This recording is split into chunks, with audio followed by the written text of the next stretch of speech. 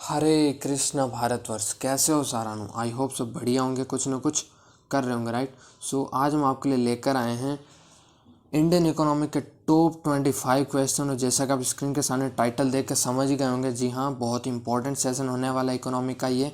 और ये जो सेशन है वो एसएससी रेलवे के लिए बहुत ज़्यादा इंपॉर्टेंट है, तो इसको एंड तक देखते रहिएगा। सो बढ़ते हैं सेशन के without wasting any time, let's get started.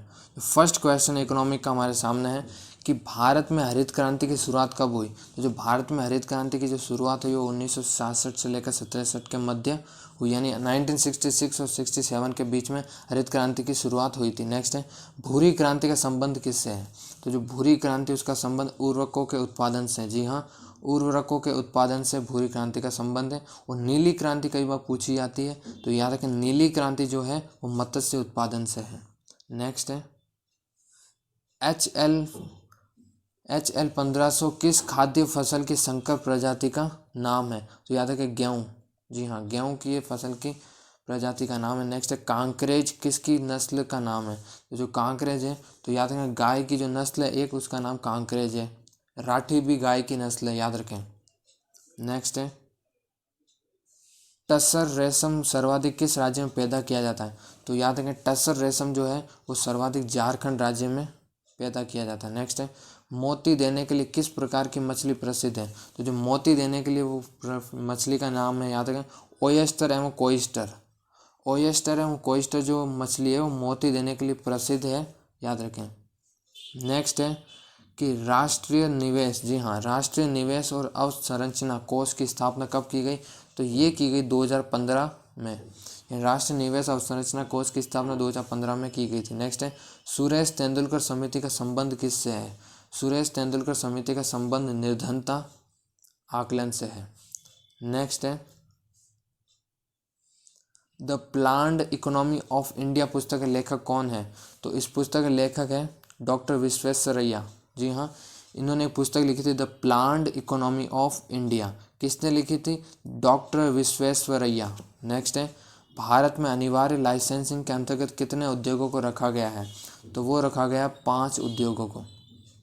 यानी जो भारत में जितने अनिवार्य कंपलसरी लाइसेंसिंग जो है उसके अंतर्गत कितने उद्योग है, 5 उद्योग है। तो काफ़ी इंपॉर्टेंट क्वेश्चन बनता ही है। नेक्स्ट है, औद्योगिक एवं वित्तीय पुनर्गठन बोर्ड की स्थापना कब की गई।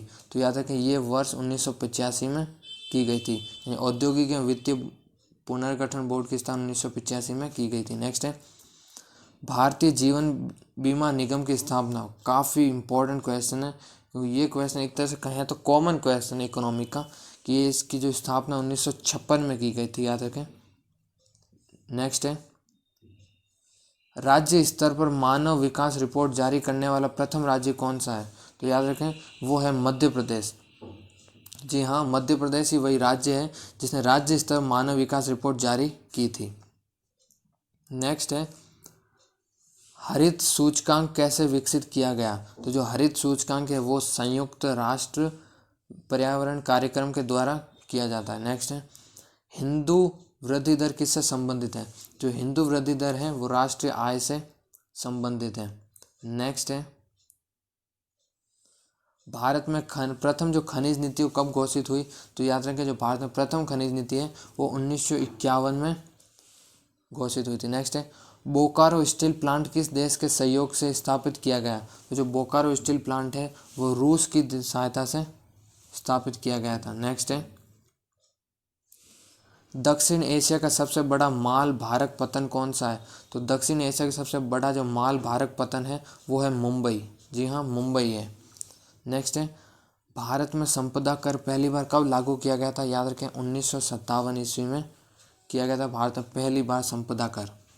नेक्स्ट है, योजना पत्रिका, जो याद रखें योजना पत्रिका की बात हो रही है यहाँ पर, जिसका जो प्रकाशन है किस मंत्रालय द्वारा होता है, यानी कौन सा मंत्रालय है जो योजना पत्रिका का प्रकाशन करता है। तो याद रखें सूचना प्रसारण मंत्रालय, सूचना प्रसारण मंत्रालय करता है। नेक्स्ट है, क्षेत्रीय ग्रामीण बैंकों की स्थापना कब की गई। क्षेत्रीय ग्रामीण बैंकों की स्थापना है वो 2 अक्टूबर 1975 को की गई। नेक्स्ट है, कृषि वानिकी मत्स्य तथा खनन के क्षेत्र के अंतर्गत, जो खनन का क्षेत्र आता है ये किस के अंतर्गत आता है। याद रखें प्राथमिक क्षेत्र के अंतर्गत आते हैं।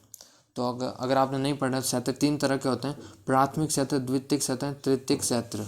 तो इन तीनों में जो तृतीयक क्षेत्र याद रखें सेवा में रिलेटेड है।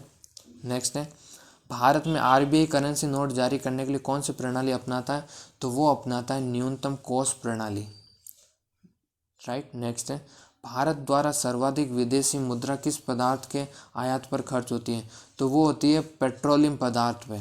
तो इससे हमें ये साफ होता है कि भारत पेट्रोलियम के लिए आज भी दूसरे देशों पे बहुत ज़्यादा डिपेंड है। भारत की जो सर्वाधिक विदेशी मुद्रा खर्च होती है वो होती है पेट्रोलियम पे, और ये डिपेंडेंसी जो है वो बहुत ही एक तरह से एक तो भारत को कमज़ोर करती है अंदर से। तो इसके लिए भारत में जल्द से जितना जल्द हो सके इलेक्ट्रिक जितने भी वाहन हैं जितने भी जल्दी हो सके, अगर जब तक रिलीज़ नहीं होते तब तक भारत अंदर से कमज़ोर होता रहेगा, क्योंकि डिपेंडेंसी जो है वो बहुत घटिया होती है।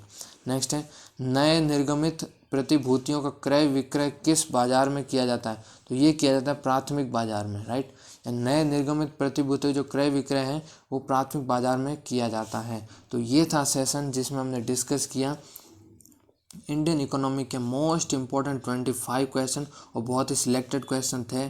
तो सेशन कैसा लगा कमेंट करके ज़रूर बताएं। आई होप आपने इस सेशन में एंजॉय किया होगा। एसएससी रेलवे जैसे बड़े एग्जाम में ऐसे क्वेश्चन अक्सर देखने को मिलते हैं। सो आज के लिए बस इतना ही, मिलते हैं ऐसे किसी नेक्स्ट वीडियो में, तब तक के लिए till then have a nice day, bye bye, take care.